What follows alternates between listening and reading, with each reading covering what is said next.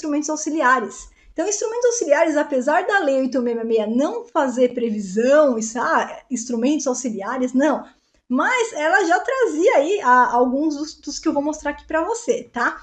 A Lei 14.133, ela traz de forma específica, expressa, e um capítulo só para isso. Então, quais são esses instrumentos? O primeiro é o credenciamento que eu falei que eu estava te devendo. Credenciamento, então, é uma hipótese de inexigibilidade de licitação pela inviabilidade de se fazer uma licitação inviável à competição, porque eu tenho a possibilidade de contratar todo mundo que presta aquele serviço.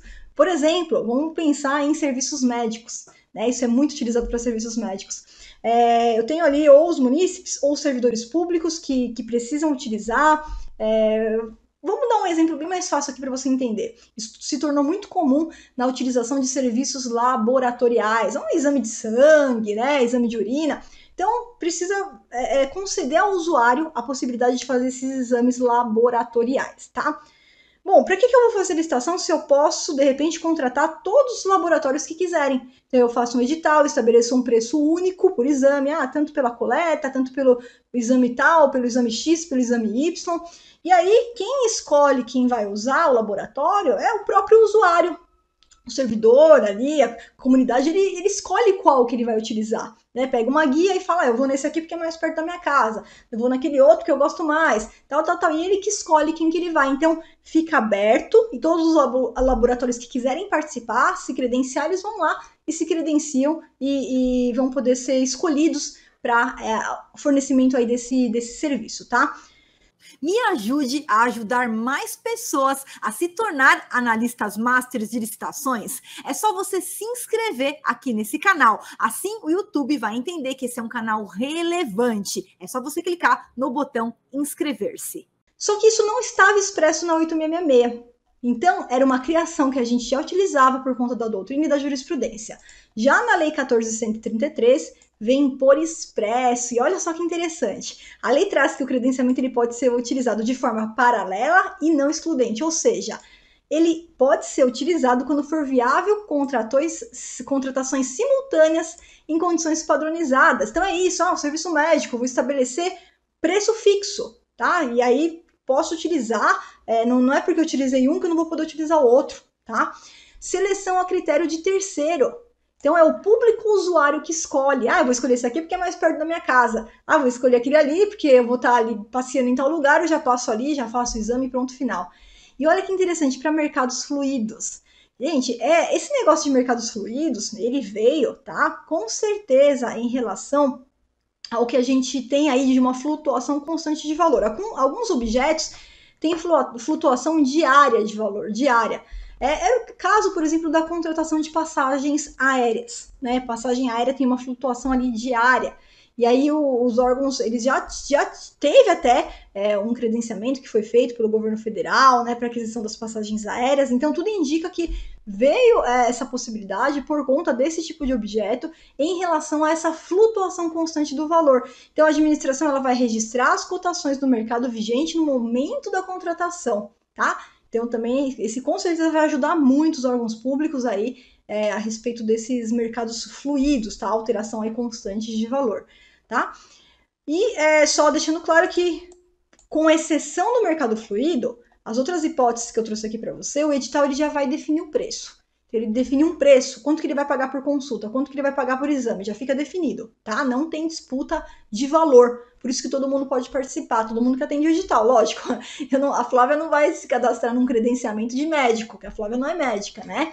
Então, mas todo mundo que atende o edital pode se cadastrar, perfeito?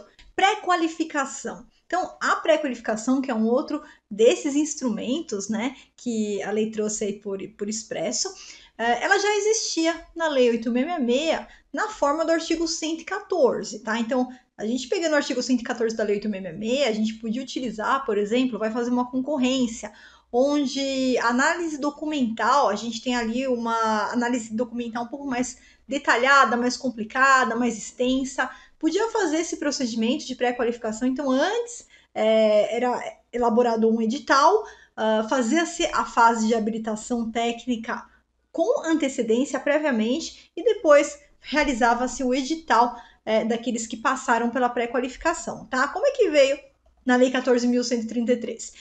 Veio a possibilidade da gente fazer a pré-qualificação, tá? Tanto para habilitação, quer dizer, para documentos de habilitação para uma futura licitação, tá? Ou de uma licitação que seja vinculada a um programa de obra ou de serviços objetivamente definidos, tá?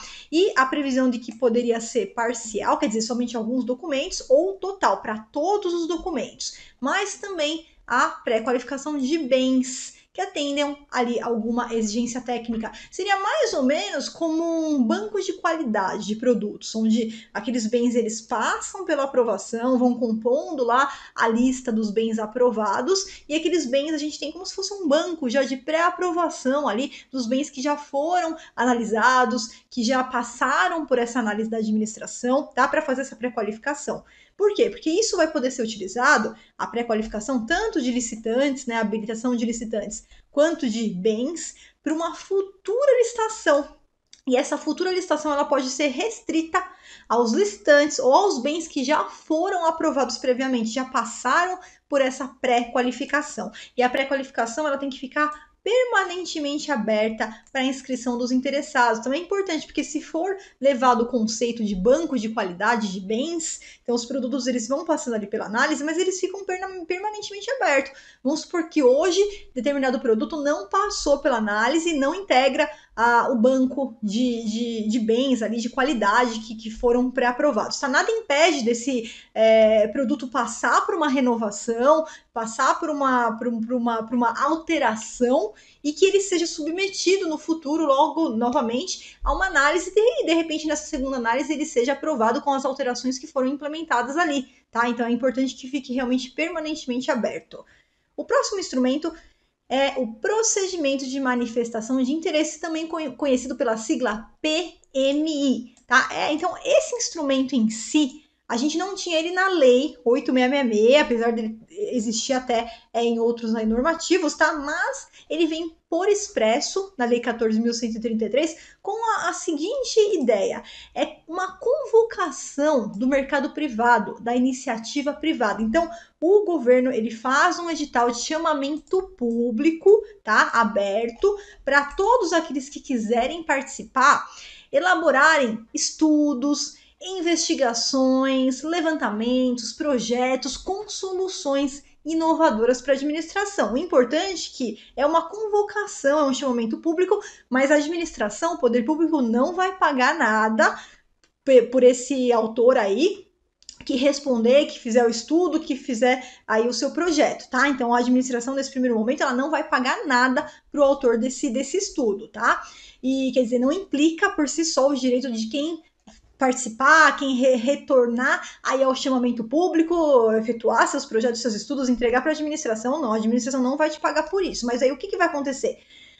O órgão ele poderá, de repente, fazer uma licitação, apesar de não existir obrigatoriedade, né? Mas ele poderá fazer uma licitação. Bom, então, se nessa licitação futura, tá? Quem ganhar a licitação não foi o autor desse estudo, né? O autor desse projeto que respondeu ao PMI, o que vai acontecer? O vencedor do contrato vai, aí sim, ressarcir o autor desse projeto, desse estudo, pelo estudo que ele fez ali anteriormente, tá? Então, o ressarcimento não é feito pelo governo, é feito pelo vencedor do contrato, se efetivamente houver uma licitação, que exista ali um outro ganhador que não seja quem efetivamente fez ali, tá? Porque não dá preferência, quem faz o estudo, quem faz o projeto, não tem preferência quando for aberta a futura licitação. E se você gostou desse conteúdo, me ajuda a ajudar mais pessoas a se tornar analistas masters de licitações. É só você clicar no botão inscrever-se e assim o conteúdo será distribuído, ajudando também essas pessoas.